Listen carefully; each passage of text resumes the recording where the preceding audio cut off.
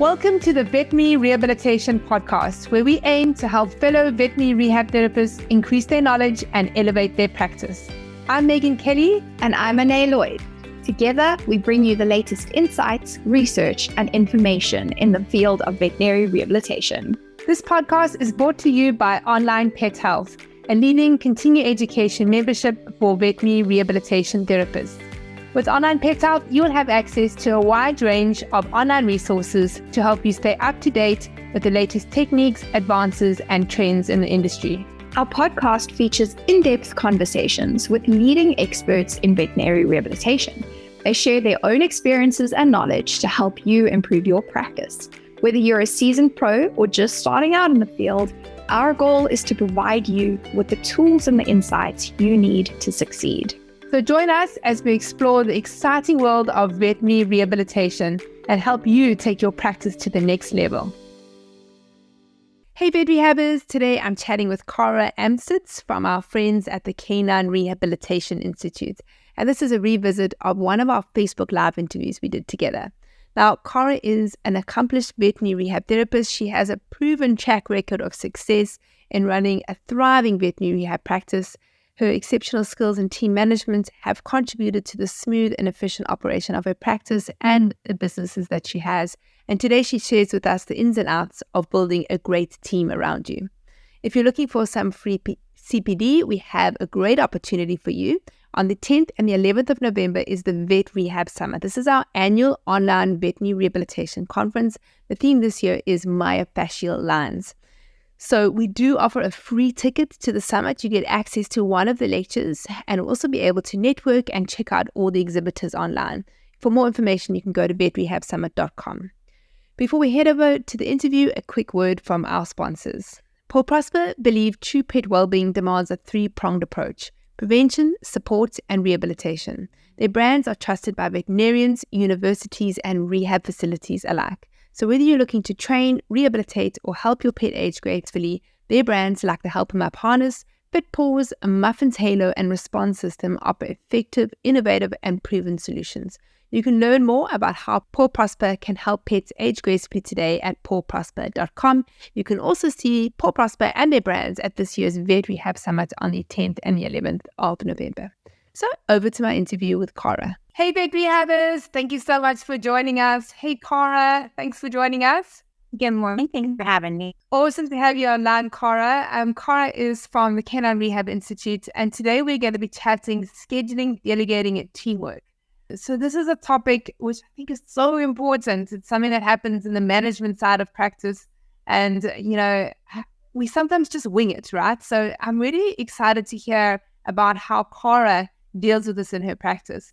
Kara, to start off with, why don't you tell the listeners just about yourself and about CRI and your experience that you've got in practice? Great. So I'm a veterinarian. I've been in practice for 23 years now. My husband and I, he's not a veterinarian. He was a registered nurse and then transitioned to what we call the good side of medicine. He and I started a practice many, many years ago, and we grew it from a house call practice. Then we went into a strip center and had a little lease space, and then we built a building and just kind of grew our practice over many years.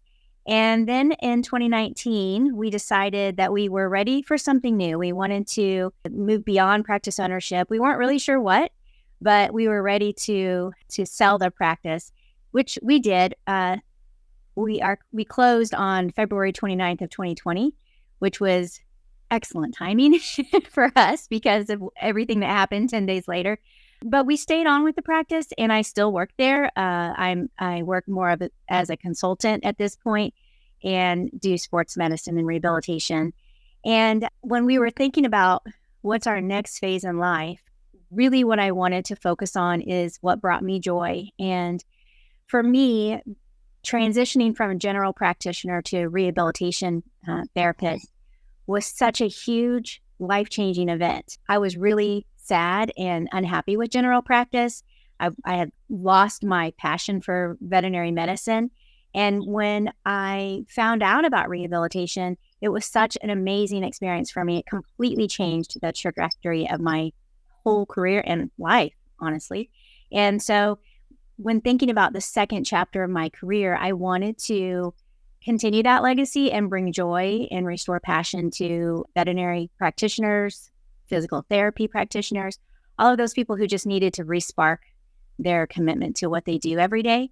And so that's the biggest reason why we decided to go ahead and take over CRI, which I'm so thankful that we did. It's been an amazing 14 months since the transition, and we've grown and we are continuing to grow, and it's really exciting to see people regain that light and love for what they do. Thanks, Kara.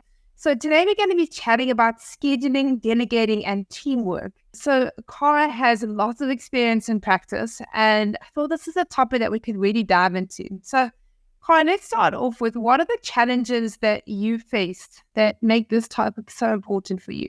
So rehabilitation, it really kind of depends on your practice model as to how you're going to run your day. If it's you alone, say doing a mobile practice or a house call practice, then it's just you, and you have to just be able to manage that time efficiently and not burn yourself out, right? Because everything falls on your shoulders. The other challenge, though, is if you decide to grow that practice beyond just you, you have to find people that are passionate about what they do, obviously have strengths with this subtle nuances that we do in rehabilitation. And you've got to get them trained so that then you can share some of those responsibilities. And it's just hard to make those steps when it goes from you to another person and then adding to the team. It's just hard, especially if you're kind of used to just doing everything yourself. And we all set these super high expectations on ourselves, and that just kind of like transmits to the team. Like they should have the same passion and the same drive that you have. And sometimes that's not super healthy for your team, for you to expect that. So I think that finding your team's strengths and understanding their weaknesses, including your own, is super important when it comes to figuring out, okay, I can't do everything myself, so I need to delegate these tasks. Who's the best person to hand these tasks over to? For example, we have my team at the practice. There's 8 of us, and it's a great team, very cohesive. But definitely, some members have certain strengths and some members don't. For example, I have an assistant who is like the most organized person in the entire world. Like she has everything planned ahead. She's an excellent caregiver to our patients, but she doesn't love talking to clients. She's just a little shy. She just doesn't like to have that face-to-face interaction, and other than just, basic things. She doesn't want to be the one to go in and go through a whole treatment plan or go through an estimate. But she's excellent with patients. So she's not face-to-face with clients on a regular basis. That's just not where she wants to be. Whereas other team members are excellent client communicators, and they're who you want up front or in the room with the clients. So that is a big challenge. And really, to be able to figure that out, you've got to get to know your employee, your team members. If you don't really know what makes them tick or what brings them joy or what they hate, then you could potentially put them into a situation that they will not excel in. And then you might kind of look at it as, wow, they're just not doing a good job. Whereas you put them in a job that is not appropriate for them. Yeah, I mean, there are a few things that I think about, when you're looking at a team. I mean, the one is there's obviously the financial aspect, in that you want to make sure that the people that are doing certain work are the right qualified people to be doing that work, right? So you have to maximize on qualifications. And so there's so many different people that make up that rehab team. I think for the person that is just growing their practice, they've started off as their mobile or single practitioner, suddenly they bring all these people into the team. It's really overwhelming, and it's difficult to work out how that all fits in. Can you give us an example of your practice and how it works? Because, there are different people having to come in at different times and try to schedule bookings and like consults, and how is that all going to work? Can you give us an example for your practice? Just Sure. as an example for them to see, like, this is how yours works, because I think everyone's different. how they're going to do it. But to get an idea is great. Right. So just to back up a little bit, I think as you add on new people to your team, you've got to have that foundational training. You've got to discuss, what are our core values? If we're faced with a situation, what do we always lean back to? Like what's our level set with our practice? And I think they've got to understand that. So if they come across a problem, they feel confident in knowing how you would want them to react to that problem, let's say with a client or even another team member. So, an excellent educational foundation, if you've got a technician who you want to get certified in rehabilitation, that's obviously a great way to get them off and running. But even like weekly team meetings, we always have weekly team meetings to talk about, we'll cover a condition, we'll review anatomy, we'll, talk about a new product, just whatever. So we have weekly team meetings, and we have daily rounds where we're checking in with each other about who's coming in today, what's the plan, what are we going to do? And I really think having rounds is a great way to kind of start your day, because then everyone's on the same page and you know what to expect. And if there's a question, you can hopefully kind of deal with it ahead of time versus when everybody's busy trying to, hands on a patient. And now we have to answer this question about like, oh, well, let's say it's an orthotics fitting, do we need to send this in? And I'm in an appointment, and that might make it difficult. So how we run our practice, my rehab department is within our general practice. So it's inside a GP practice. And within our rehab department, we're actually kind of split into two smaller groups. So there's myself and my associate DVM rehab therapist, who we see patients. Our schedule is we are seeing patients where we're doing like initial evaluations, follow-up evaluations, all of the procedures such as arthrocentesis, synovial fluid evaluation, MSK ultrasound, radiographs, muscle biopsies, all the things that we do as veterinarians to try to diagnose, because I truly feel that we are the diagnosticians of the veterinary world, when it comes to mobility and function and pain. So we're busy seeing patients, getting them set up so that then we can refer them to our rehab gym. Okay, so we have kind of the evaluation team, which is 2 DVMs plus 2 RBTs plus assistants. And then we have our rehab gym team, which is 2 certified rehab technicians plus their assistants. And then we all share a CSR that we keep really super busy.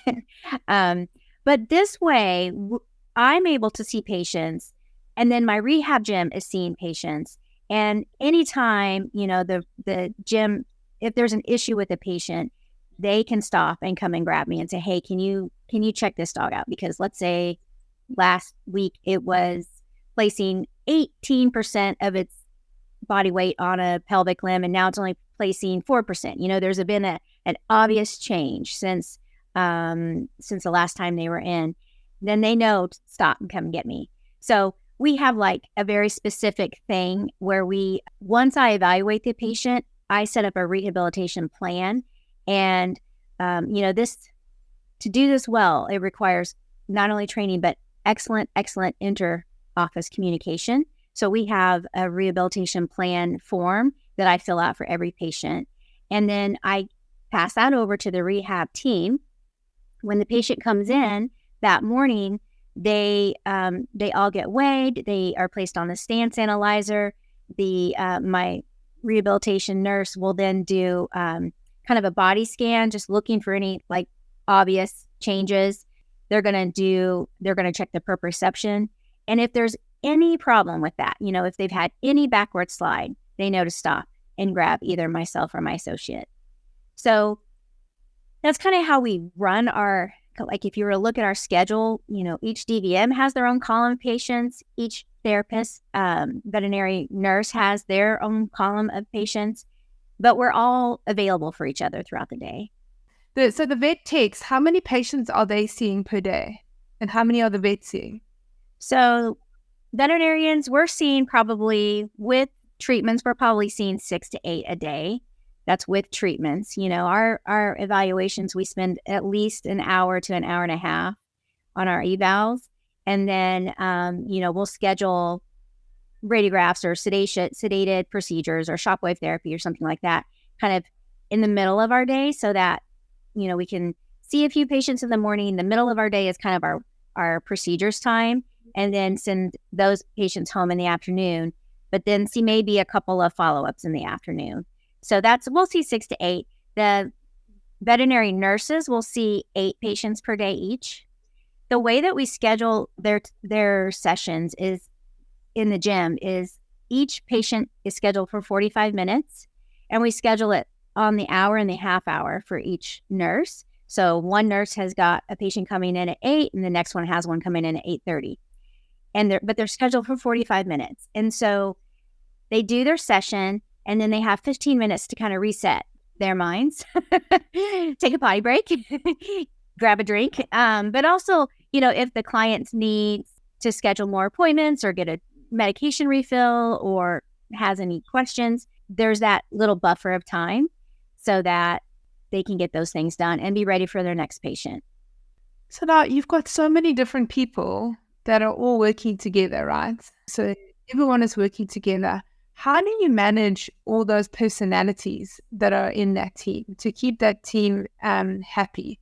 Because if I think about, my practice, there were times when we would have one person maybe that wasn't 100% happy, and when that person's like that, they can bring the rest of the team down. And I've worked at a lot of vet practices where we've got huge teams, and I must say it was really, really difficult to keep everyone happy.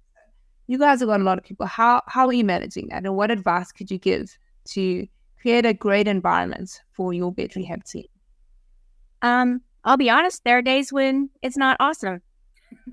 It's just how it is. You get people together and somebody's having a bad day, and it bleeds into the rest of the team. And what I think the important thing to do, to pretend like everybody's happy all the time is just not very authentic, right? So I think the way that you have to look at it is we're all human.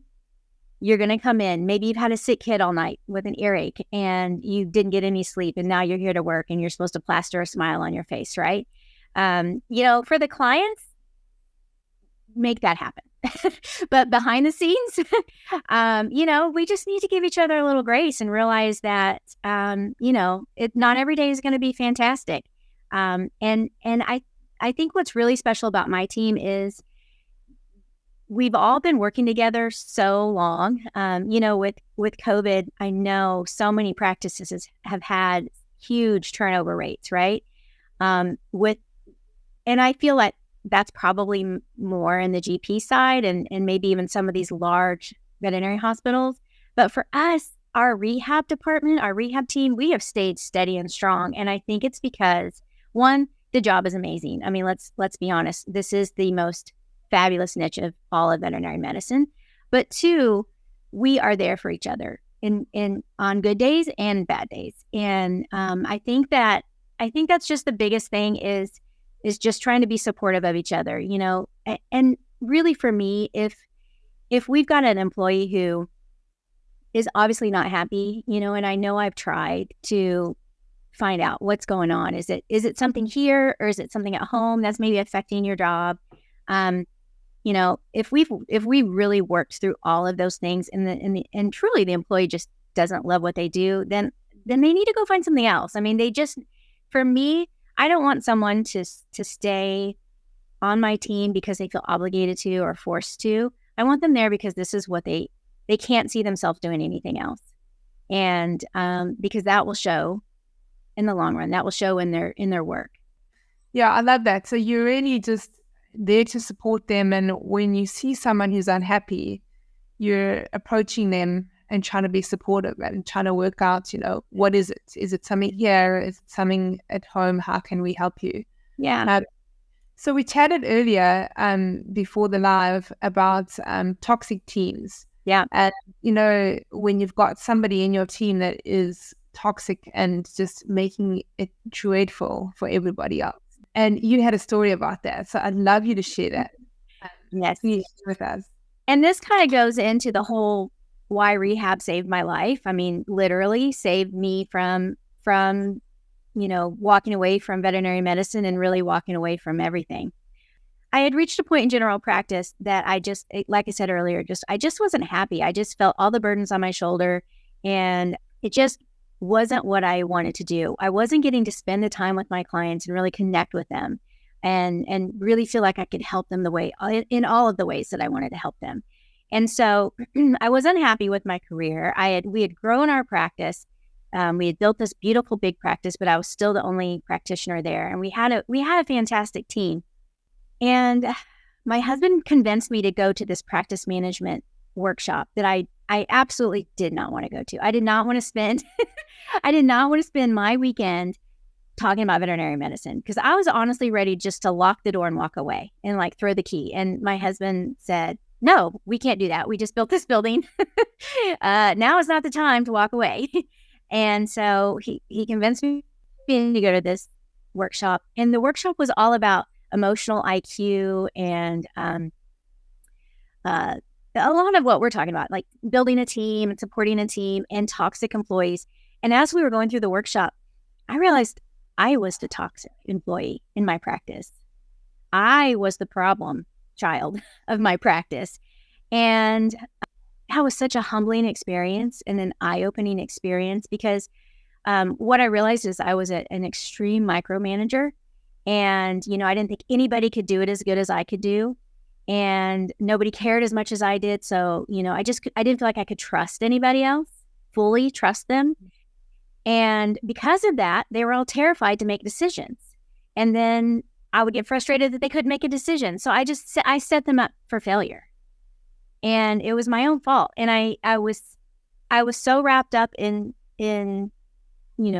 how unhappy I was and how no one could do anything. And it felt like it was so, oppressive to myself that I could not see that if I would just relax a little bit and not take everything on myself, that I could delegate and I could have these people come up next to me and they would love their jobs even more, because then they got to work to their full potential. And I didn't feel like it was all on my shoulders. And I came back from that conference and brought the team together.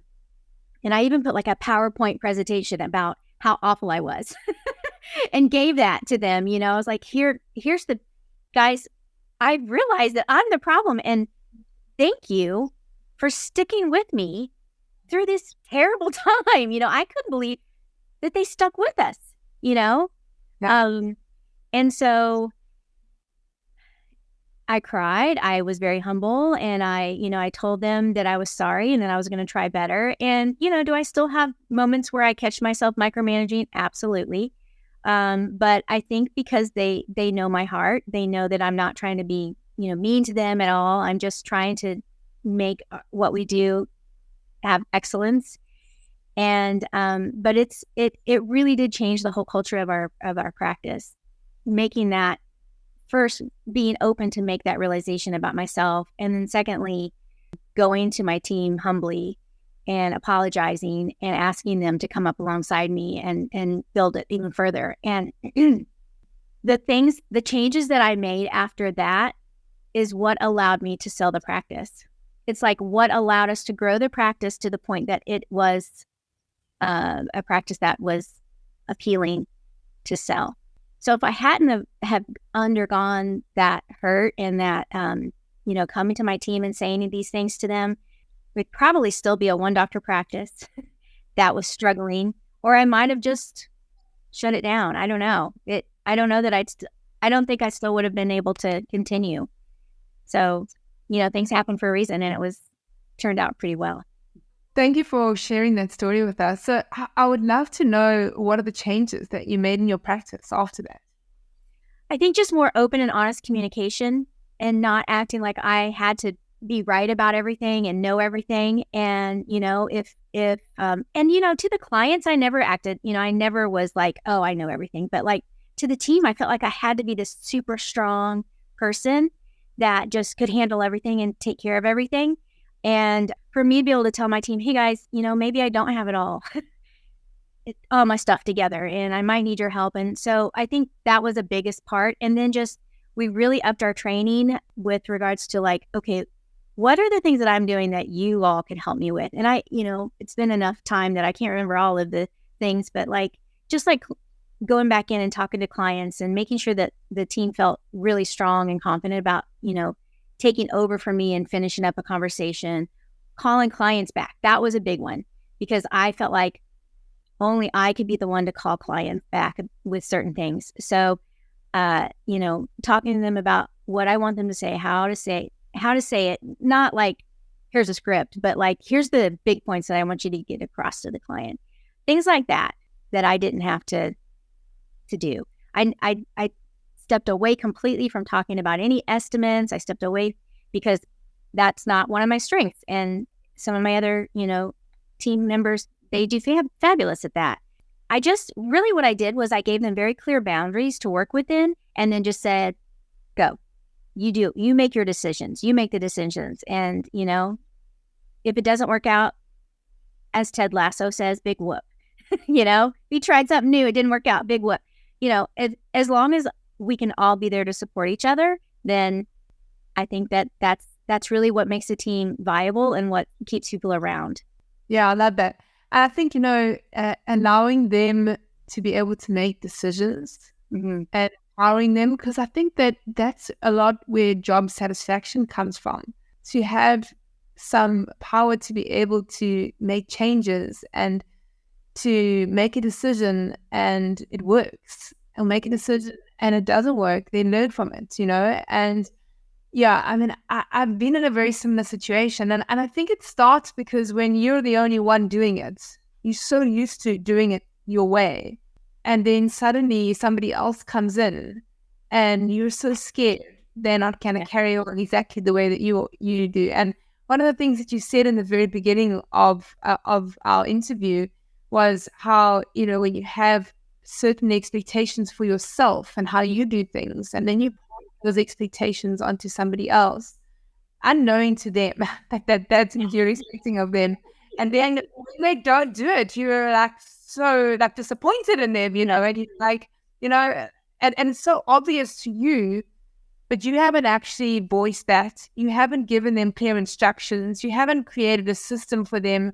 Right. And so and I know from me, it's so clear in my mind, and it's not clear to my team. Yeah. And it's great because obviously my team now, they know me so well, and Megs, like, we don't understand anything you're saying. You're gonna have to like explain it again, And I think that systems are so important. I need systems that, instructions and then just giving them that freedom to be able to make a mistake and knowing that everyone will support them. When a mistake is made, it's going to be okay. Right. Right. And, I think that the important thing for newer practitioners to realize is that doesn't happen overnight. That developing your systems and getting to know your team members, that does not happen overnight. We've had our rehab program almost 10 years, and it's been every year new things we add to new employees and new training and getting to know each other and spending some time away from the office with each other, in a less, in a more relaxed atmosphere. So, it's not going to happen overnight, but it won't happen unless you actually put the effort to it and start working and just start somewhere, just a single page on how do you answer the phone or how do you schedule an appointment, just simple things to start with. And then you just add to it over time. And eventually you have like a complete SOP of how to work in this practice. And it will help you if you can get all of that on paper and be able to communicate that more clearly. If it's all just in your head, people aren't going to get it. And you're setting your team members up for failure with these like silent expectations that they have no idea what they're supposed to meet. So, and also I think one of the biggest things in practice is to provide a consistent customer experience. And if we don't have systems in place, there are many ways in which you can do something.